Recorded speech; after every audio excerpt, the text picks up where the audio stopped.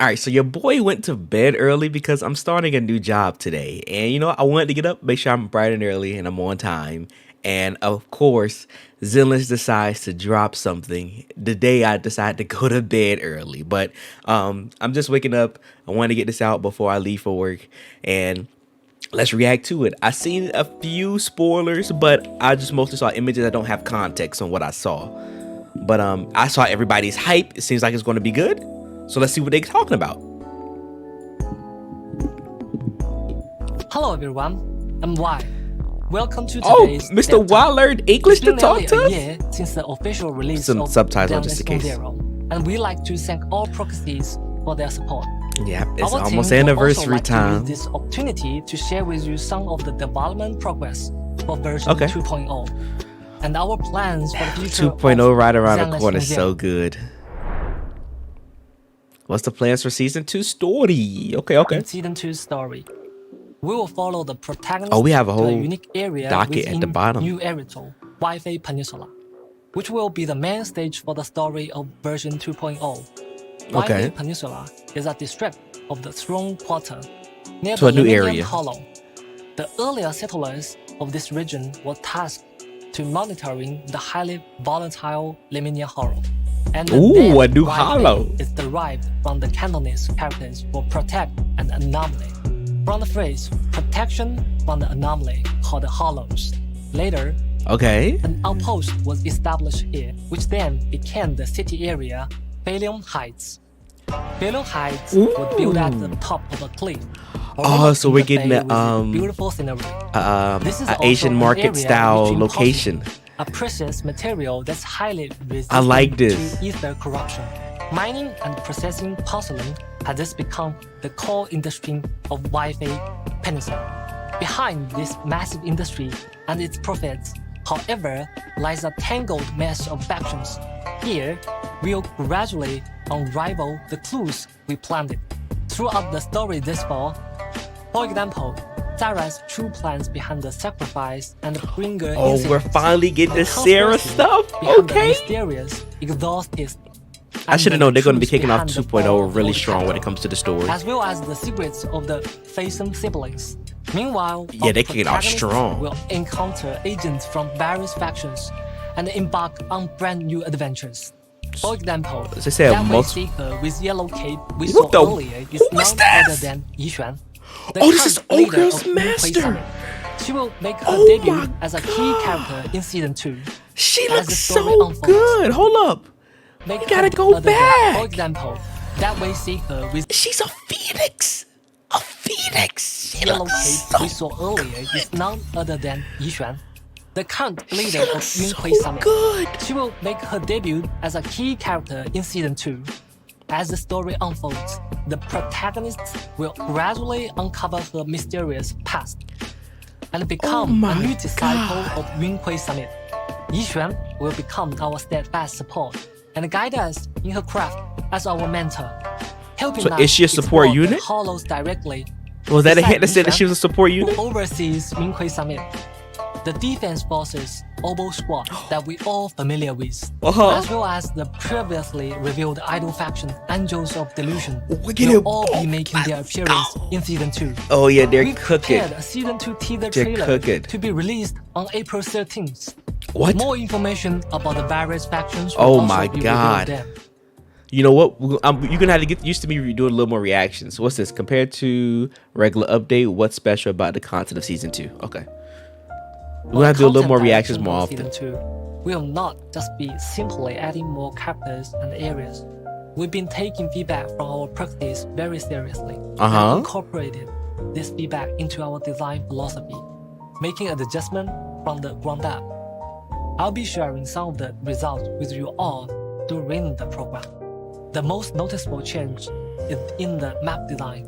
We've completely revamped Oh, the entire see, this was a map big thing that the experience community started to talk integrate about, the residential and they're areas already with combat doing it. zones at the system level, providing a more fluid and engaging gameplay experience for properties. They can't First, say this let's team talk doesn't about listen, the design bro. of the main city area, Perilous Heights. We made the area Just a quick comment. they can't say that this team doesn't listen, because that's been something the community's been talking about, but it hasn't been a very huge discussion within the community. That's more so like people just ask like a small quality of life change, but the fact that they know this and have already have this planned out, it shows that they actually dig a lot into not only feedback that's like listed in like surveys and stuff, but like actually watching like content within the community. They are much larger to ensure comprehensive city functionality while allowing for potential expansion in future versions. Okay. While also reducing loading times caused by scene transitions. The new daily system will also be optimization. designed to match the local culture and the customs of the Wi-Fi Peninsula area. As a business-savvy video store owner, helping like UI change designs, manage various aspects of 随便 Temple will also be a part of our new life. This new so we're gonna be leaving Eridu simulation elements and the new features such as bamboo dispatch, integrating residential areas with exploration areas, and creating a smoother experience. As for the visuals, with the help and the careful maintenance of the properties, 随便 Temple will gradually be restored to its former glory. Plus, various elements such as halls, scratch cards will take on new forms that match the vibes of 随便 Temple. Yeah, so we're going to be migrating from 6th Street to mostly going to be focused on a new area. Previously, due to a limitation in the underlying design, the video store that properties see from outside along the street does not match the actual size of the video store from within. So, we need a loading screen to bridge the interior and the exterior of the store. In Perilous Heights, however, returning home is no longer a process that requires waiting. Just seamlessly walking in? We optimize the pathway in Perilous Heights. So they're not only speeding up loading time, but they're going to be removing load times in general. Will become more efficient and streamlined. That's good to hear. That overall experience will become smoother and more fluid. Next, let's take a look at the ancient ruins of the aerospace city located within the Lemnian Hollow. Although the aerospace city has long been devoured by the Hollow, the ether stable area at its edge is still being used to mine and produce porcelain. In version 2.0, we will begin our exploration of the Lemnian Hollow from the edge of the aerospace city. With the past few versions as precious learning experience, its overall design will be more refined, with larger explorable areas, more robust systems, and more streamlined guidance.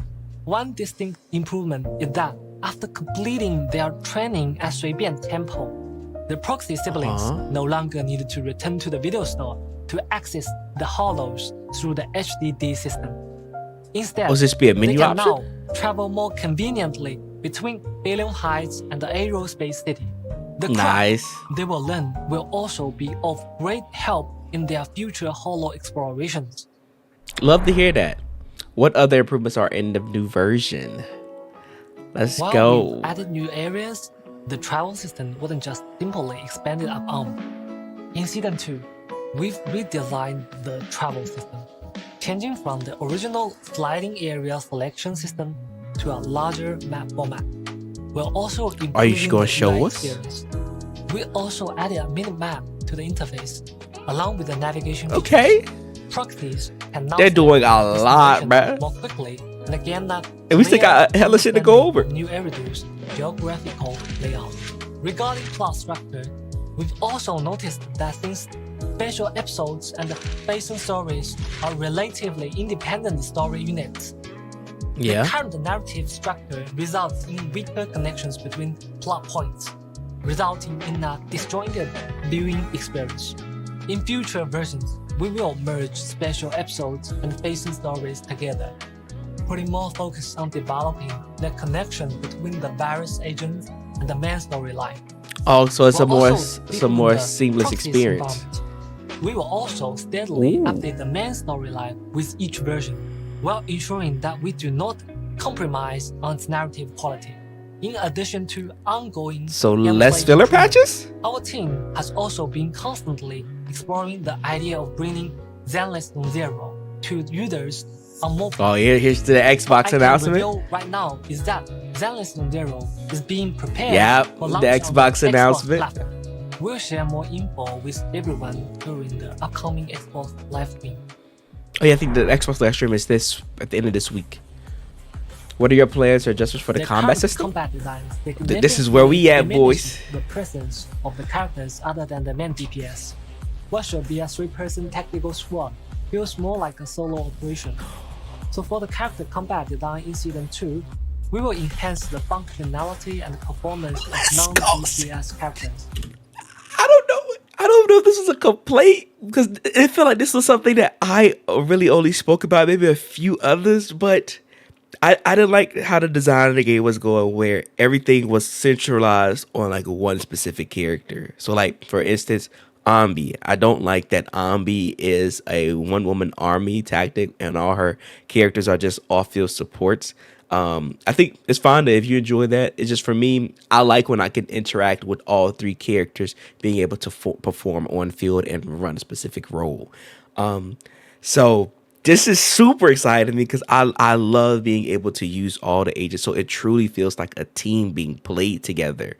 And that doesn't mean I don't want any off-field agents to exist because I do like Trigger and her off-field applications. But I don't want teams to feel like a one-woman army or one-man army type feeling. I think it makes the game feel a bit boring. So I'm happy to hear this, bro. When agents are switched out, they can still remain on field and contribute to combat. Thus, there's a visual indication of their combat performance, while not affecting the player's control of the on-field agent. Another possibility is adding new attack and defense mechanics for enemies. Specific moves might require specific counter strategies. The shift, the rotation feels in your squad, or in certain special combat areas, enemies can gain certain advantages through specific conditions. Of course, some of these are just preliminary ideas, while others might make an appearance in the version 2.0 special program. Bro, we haven't got the 1.7 program. The ultimate goal of these optimizations is to enhance overall synergy between characters, elevating both combat and visual experience to the next level. So just like Offie said right there, it seems like they're not going to completely go away from the off-field idea like with Ambi and stuff. But they seem like they're going to not only change like designs of characters, but they're also going to incorporate different boss designs that make you have to have the characters be a bit more interactive with just running the same rotation that you're always used to. And I like that. I like that. Of course, things are going to get optimized. People are going to figure out ways to get around it. But I always love to hear that the devs are at least striving to make that a bit better. Can you share any insights on the design direction for upcoming version events? To sum up, in our future development plans, we are aiming to optimize events in 3 aspects. First, we'll continue improving on existing game modes, such as Grand Muscle Adventure, versus Israel, and so on, to make them more fun for players. Bring back Tower Defense, bruh. Rolling out more exciting new gameplay. In future versions, we might see casual duels between bamboos, or even get to control a giant bamboo in combat. Besides events featuring our adorable bamboo, we will also introduce some slow-paced, relaxing events to enrich Proxy's everyday life outside of the main story, such as spending joyful moments with agents at hot pot restaurants, movie theaters, and more. We also hope expanding upon it, so giving us more control throughout the events. Players can also take a breather to enjoy the lighter story events. Are there any plans in the future regarding characters released early in the game? Every character is the result of our character team's blood, buffs, sweat, and dedication. Our team has put in quite a bit of effort to ensure characters are relatively future-proof and have long. That's what we talking about. That's what we talking about. People call me crazy about the Hollow Zero buffs. That may not be exactly what he mean, but there has to be. There's no way they made those new moves and they don't make them buffs for the characters. That's what we like to see. We don't know how good the buffs are going to be, but they, like he said, they want the characters to be future proof and long term value. I'm hoping they're going to be good changes. Value. I know I went crazy right there for Showcasing the a character's excitement. charm isn't just about mindlessly beefing up their stats. While maintaining each character's unique traits, we will strategically enhance their unique traits, rather than just simply boosting their damage output.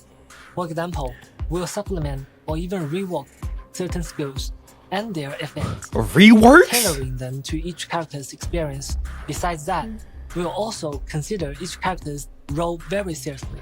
While strengthening the characters, we will also Let's take into go. consideration their compatibility with other characters in future versions. Hold up. So not only are they willing to buff the characters, but they're also willing to adjust how they play or adjust their overall synergy in order so that they can have some form of survivability or play synergy with future units in the game.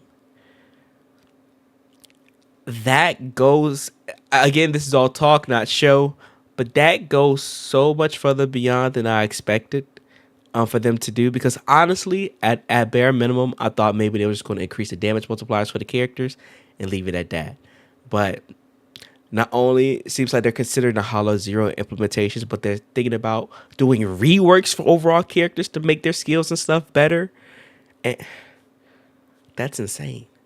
That means the current strengths that we see characters at right now, that could completely change. The characters are like I'm imagine Neko just getting a huge resurgence because of this. We got so much to talk about later on, bruh. We got so much to talk In terms about. of storytelling, we hope that our characters, even those have already been released, can showcase their own unique charm. In version 1.7, for example, we'll get to see quite a few scenes between Lycan and Hugo. Okay. These interactions are crucial for the character's emotional investment in the long run.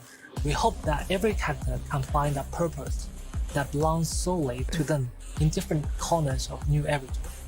I love Although it this. might be I love challenging this. to do this well, we'll continue to work hard to create more meaningful relationships between characters and players, or even take their bond to the next level. What else can you tell the players? Yeah, what else we got, As a bruh? new team, we've admittedly fell short in the earlier stage in terms of both narrative and gameplay elements. We've been working hard to make improvements, continuously incorporating feedback from proxies and optimizing our content. Thank you, proxies, for your continued patience, feedback, and support. In future content updates, we will prioritize ensuring content quality and humbly continue to welcome feedback and guidance from our proxies with the utmost respect. We hope Season 2 will bring proxies a more complete and smoother experience.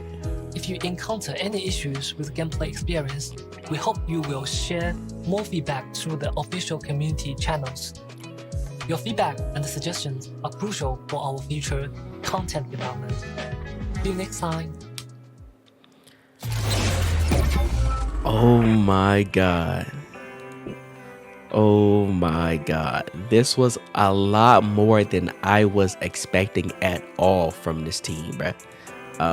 Look, we've already talked about how they've always been responsive with the stuff when it goes around the issues that we have with the games and overall improvements, and they show that they're willing to make improvements.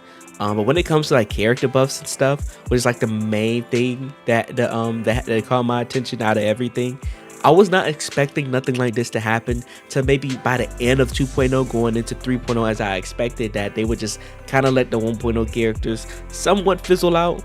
And then they'll bring them up when they feel like it, because they'll just transition everybody with the 2.0 characters. I say this because of everything that they've that the HoYo has done with like their previous games, especially with the whole issues people are having with Star Rail. So I want to keep my expectations tempered. I didn't want to over expect anything to come super soon, but the fact that they're commenting on it now has me really confident that they're not going down the same rabbit hole or the same positions that everything is going on within Star Rail. I have hope.